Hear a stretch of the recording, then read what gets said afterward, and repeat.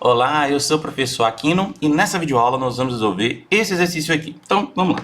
O enunciado diz o seguinte, tá? Determine se W, que é um conjunto formado por todos os vetores x, y pertencentes a R2, tal que y seja igual a x². Ele quer saber se isso é um subespaço fatorial de R2. Bom, pausa a videoaula, tenta fazer o exercício e aí depois você vai comparar a sua resolução com a minha. Aproveita e já deixa o seu curtir e também inscreva-se no meu canal, porque as minhas videoaulas vão ajudar você durante todo o seu curso de graduação. E talvez até na sua pós-graduação também. E claro, né, se você puder ajudar o professor que lhe ajuda, você pode fazer um Pix. Na descrição do vídeo tem lá as informações para você.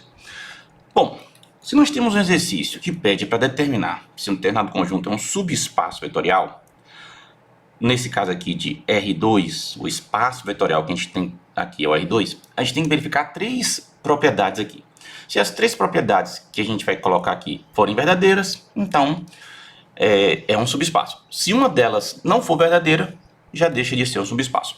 A primeira propriedade que a gente tem que verificar é a seguinte: o elemento neutro daquele espaço vetorial que a gente está trabalhando pertence ao conjunto que a gente quer testar?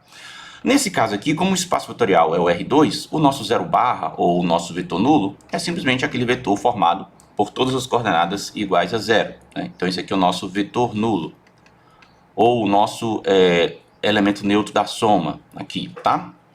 Nesse espaço vetorial que a gente está trabalhando. Bom, como é que a gente verifica se esse elemento está no W? A gente tem que ver se ele atende à definição de W. W, eles vão ser vetores onde o y, ou seja, a segunda coordenada, seja igual à primeira coordenada ao quadrado. É o que está dizendo aqui na regra de formação do W. Então é o que a gente vai testar ali, ó. Vamos pegar. Nós temos o zero barra, ele vai ser 0, 0. Quem é a coordenada x desse nosso W aqui, desse zero barra, é o 0, e a coordenada y é o 0. Bom, se eu pegar a coordenada x, que no caso aqui é 0, e elevar ao quadrado, o resultado, 0 vezes 0, é 0. Ou seja, a coordenada y desse nosso vetor aqui, ela corresponde à coordenada x elevada ao quadrado. Então, sim, esse elemento, esse vetor nulo aqui, ele atende à definição de W. Portanto, essa propriedade aqui, que é a primeira, é verdadeira. O vetor nulo pertence a esse conjunto W. Bom, vamos para a segunda propriedade. A segunda propriedade diz o seguinte: que se você tiver dois vetores, digamos U e V. Aliás, eu vou até já colocar o seguinte: vamos dizer que o vetor U é x1, y1, e vamos dizer que o vetor V é x2, y2. Então, digamos que tem esses dois vetores em W. O que a gente tem que concluir é que a soma desses vetores também pertence a W. A gente tem que ver se essa propriedade ela é verdadeira ou não. Bom, vamos lá. O que seria U mais V? Bom, por definição, a gente sabe que a soma dos dois vetores vai ser o seguinte: a primeira coordenada de U mais a primeira coordenada de V, então seria x1 mais x2, e a segunda coordenada de U mais a segunda coordenada de V. Então, isso aqui seria a soma de U mais V. Para verificar se esse elemento aqui, U mais V, está em W, a gente tem que verificar se a coordenada y dele, que no caso agora é isso aqui tudo, ó, se essa coordenada y vai ser igual a essa coordenada x dele elevado ao quadrado. Se isso acontecer, então nós vamos ter que esse elemento ele pertence a W. Bom, então vamos fazer o seguinte: vamos pegar essa primeira coordenada, x1 mais x2, e vamos elevar ao quadrado para ver o que acontece.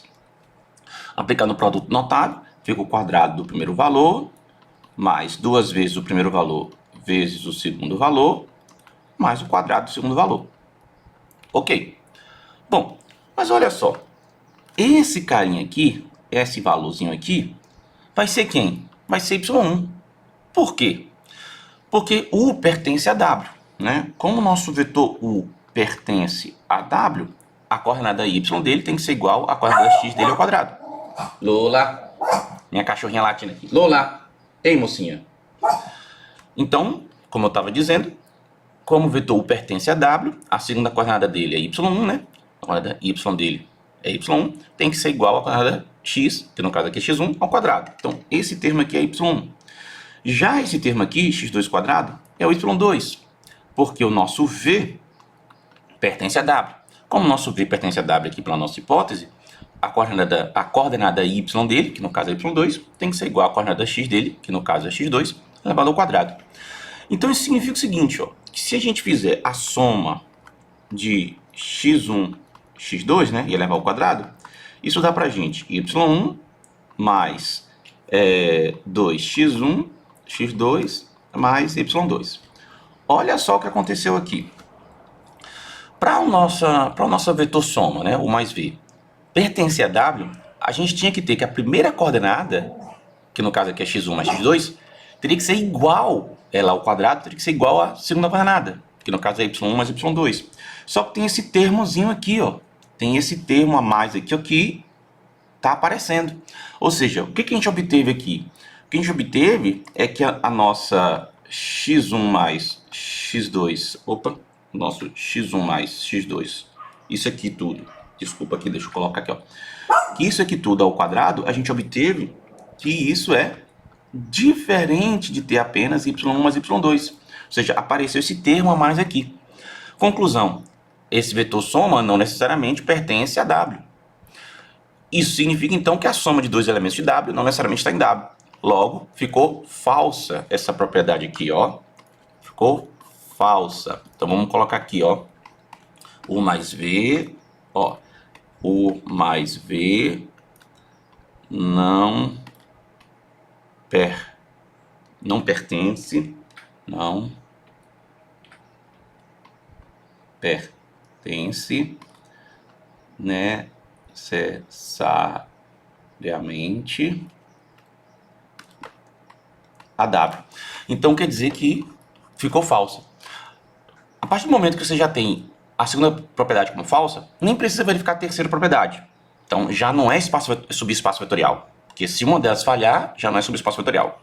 Mas apenas por uma questão de curiosidade aqui para completar o exercício, vamos pensar na terceira propriedade que diz o seguinte. Se você me der um vetor U pertencente ao nosso W, então digamos x1, y1 pertencente a W, e você me der um escalar, no caso aqui, se não está falando nada ao contrário, nosso escalar vai ser um número real. Então vou botar aqui ao R, né? No R, esse escalar alfa. Eu tenho que verificar na terceira propriedade se alfa vezes U, ou seja, o produto por escalar de alfa e U, se isso aqui pertence a R. Desculpa, a R não, né? A W. Bom, como eu já disse, eu já sei que não é subespaço vetorial, porque a segunda propriedade já não foi verdadeira. Mas vamos verificar aqui a terceira, só por uma questão de completar o exercício. Ou melhor, de discorrer mais sobre o exercício, porque o exercício aqui, em teoria, já está completo. Eu já sei que não é. Ele só queria perguntar se era ou não era. Então vamos ver, ó. O que seria alfa U? Eu sei que, por definição, isso aqui seria alfa x1, alfa y1. Se eu quero verificar se esse elemento pertence a W, eu tenho que ver se a coordenada x dele, que no caso aqui é tudo isso, ó, alfa x1, ela ao quadrado, se isso me dá a coordenada y dele. Nesse caso aqui é alfa y1. Então vamos fazer o seguinte, vamos pegar alfa x1 e vamos elevar ao quadrado. Isso aqui vai ficar alfa ao quadrado, x1 ao quadrado, tá? Bom, mas olha só. Quem é x1 ao quadrado? Quem é esse termo aqui, ó? Considerando que o nosso U pertence a W, é uma hipótese que a gente tem aí dessa nossa terceira propriedade aqui, esse cara dá y1, porque se U pertence a W, então a primeira coordenada dele é ao quadrado e dá a segunda coordenada. Então isso quer dizer que o nosso alfa x1 ao quadrado, ele foi igual a alfa ao quadrado y1. Ora, o que aconteceu aqui? A segunda coordenada, que no caso é o nosso y1, não foi igual a simplesmente pegar a primeira coordenada e elevar ao quadrado, tá? Isso não aconteceu. Então, como isso não aconteceu, né? Ou seja, o que a gente teria que chegar aqui para que esse vetor alfa U pertencesse a W? Essa coordenada, que seria a segunda coordenada, alfa y1, né, que é o nosso y, teria que ser igual à primeira coordenada ao quadrado. Teria que acontecer isso aqui, ó. Mas não foi isso que aconteceu. Quando eu peguei essa alfa x1 e elevei ao quadrado, não deu alfa y1, deu alfa ao quadrado y1. Então, o que a gente tem aqui nessa questão aqui? Nós temos o seguinte, a nossa alfa x1 ao quadrado foi diferente de você ter apenas alfa y1. quer dizer que o nosso alfa U não necessariamente pertence a W. De novo, então quer dizer que foi falsa essa propriedade. E, claro, nós temos aqui propriedade falsa. Se uma delas já for falsa, eu já sei que não é subespaço vetorial. Eu já sabia pela segunda, né? Mas eu fiz a terceira aqui só para poder mostrar as três. Então, esse conjunto W não é subespaço vetorial de R2, tá? Então, essa seria a resposta que a gente pode colocar aqui. Ó, o nosso W não é subespaço vetorial de R2. Belezinha? E aí, ficou com alguma dúvida? Teve alguma coisa que você fez diferente aqui? Coloque na seção de comentários.